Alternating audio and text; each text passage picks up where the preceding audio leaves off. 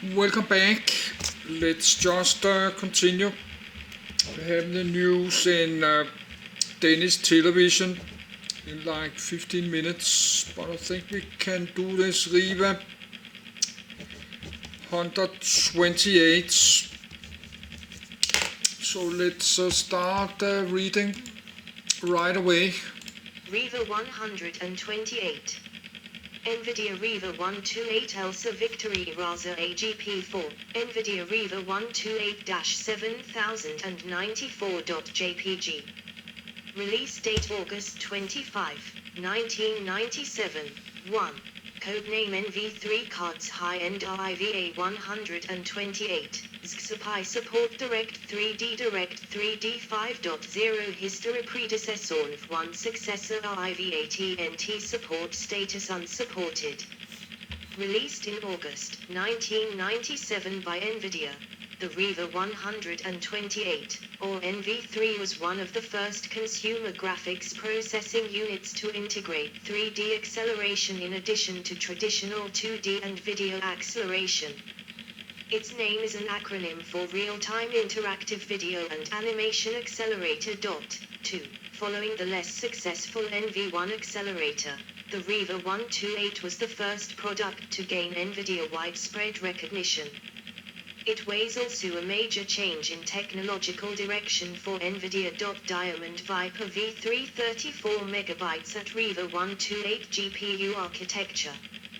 Nvidia's NV1 chip had been designed for a fundamentally different type of rendering technology, called quadratic texture mapping, a technique not supported by Direct 3D. The RIVA 128 was instead designed to accelerate Direct 3D to the utmost extent possible. It was built to render within the Direct 3D 5 and OpenGL API specifications. The graphics accelerator consists of 3.5 million transistors built on a 350 nm fabrication process and is clocked at 100 MHz. 2. RIVA 128 has a single pixel pipeline capable of 1 pixel per clock when sampling one texture. It is specified to output pixels at a rate of 100 million per second and 25 pixel triangles at 1.5 million per second. 2. There is 12 KB of on-chip memory used at 4 pixel and vertex caches. 2. The chip was limited to a 16-bit, high-color pixel format when performing 3D acceleration and a 16-bit Z buffer. The 2D accelerator engine within the RIVA 128 is 128 bits wide and also operates at 100 MHz. In this fast and wide configuration, as Nvidia referred to it, the RIVA 128 performed admirably for GUI acceleration compared to competitors. 3. A 32-bit hardware VESA-compliant SVGA/VGA core was implemented as well. Video acceleration aboard the chip is optimized for MPEG-2 but lacks full acceleration of that standard. Final picture output is routed through an integrated 206 MHz RAM DAC. 2. RIVA 128 had the advantage of being a combination 2D/3D graphics chip unlike Voodoo graphics. This meant that the computer did not require a separate 2D card for output outside of 3D applications. It also allowed 3D rendering within a window. The ability to build a system with just one graphics card, and still have it be feature complete for the time, made the RIVA 128 a lower-cost high-performance solution. Nvidia equipped the RIVA 128 with 4 MB of SGRAM, a new memory technology for the time, clocked at 100 MHz and connected to the graphics processor via a 128-bit memory bus. 2. This provides memory bandwidth of 1.60 GB per second. The memory was used in a unified memory architecture that ASUS RIVA 128ZX RIVA 128 Pure RIVA 128ZX GPU die shot of the RIVA 128ZX shared the whole RAM pool with both frame buffer and texture storage. The main benefit of this, over a split design such as that on Voodoo Graphics and Voodoo Squared, was support for 3D resolutions of 800, 600 and 960 720, higher than Voodoo's 640 480.4. The RIVA 128 was one of the early AGP2X parts, giving it some more marketing headroom by being on the forefront of interface technology. The graphics processor was built around Intel's AGP specification targeting the Intel 440LX chipset for the Pentium 2. Nvidia designed the RIVA 128 with a maximum memory capacity of 4 MB because, at the time, this was the cost-optimal approach for a consumer 3D accelerator. 5. This was the case partly because of the chip's capability to store textures in off-screen system IM in both PCI or AGP configurations. 5. In early 1998, Nvidia released a refreshed version called the RIVA 128ZX.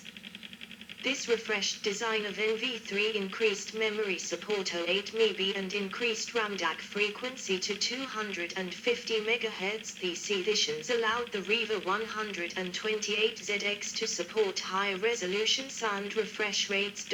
6. The ZX version uses an 8 MB SGI memory chip, clocked at 125 MHz, from Samsung Electronics. 7. The next major chip from Nvidia would be the RIVA TNT. Image quality. At the time of the RIVA 128S release, 3DFX Voodoo Graphics had firmly established itself as the 3D hardware benchmark against which all newcomers were compared. The Voodoo was the first 3-game accelerator to offer exceptional performance and quality. The RIVA 128 was scorned for its lower quality rendering, compared to Voodoo, and rendering errors. With initial drivers, the RIVA 128 used per polygon mipmapping instead of the much higher quality, but more demanding, per pixel variety.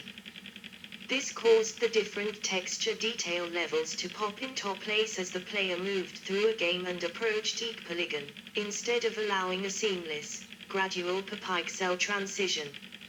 Nvidia eventually released drivers that allowed a per pixel mode. Another issue with the card's texturing was its use of automated mipmap generation.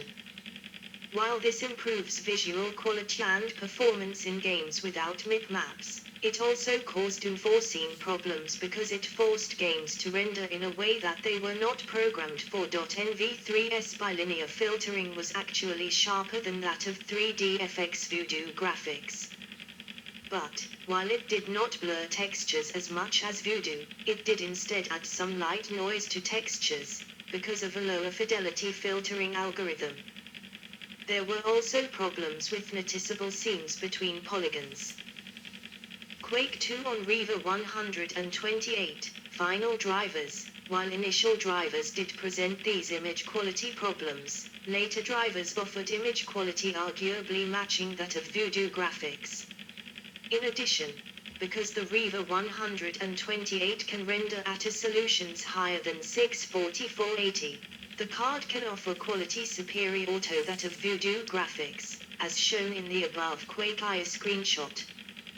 The final drivers released for the RIVA 128 support per pixel mipmapping, full scene anti-aliasing, supersampling, and a number of options to fine-tune features in order to optimize quality and performance. Drivers and APIs. Drivers were, for a significant portion of the card's life, rather rough. Not only were the aforementioned direct 3D issues apparent, but the card lacked good OpenGL support. 3. With RIVA 128, Nvidia began their quest for top-quality OpenGL support, eventually resulting in the board being a capable OpenGL performer. One major disadvantage for Nvidia was that many games during RIVA 128's lifetime used 3DFX's proprietary Glide API. Legally, only 3DFX cards could use 3DFX S-Glide API. Like the competing ATI Rage Pro, RIVA 128 was never able to accelerate the popular Unreal Engine in direct 3D mode due to missing hardware features. It was, however, possible to use the engine's OpenGL renderer, but unfortunately OpenGL support was quite slow and buggy in the original Unreal Engine. Performance in Quake 3 Arena, a game using an engine more advanced than Unreal Engine 1, was better due to the engine having been designed for OpenGL. Nvidia's final RIVA 128 drivers for Windows 9X include a full OpenGL driver.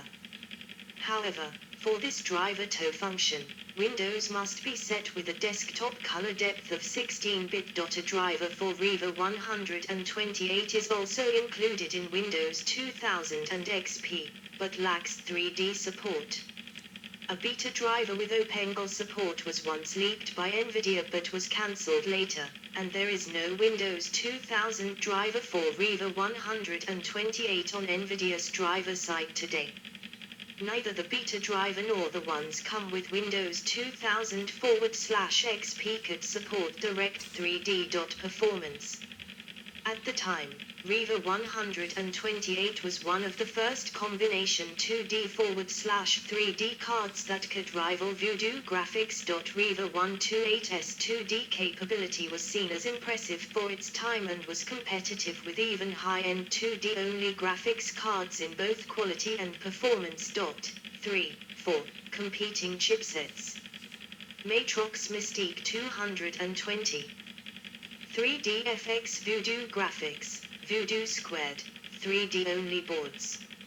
ATI Rage Series, Pro was the most recent at the time. S36 RGE, Savage 3D.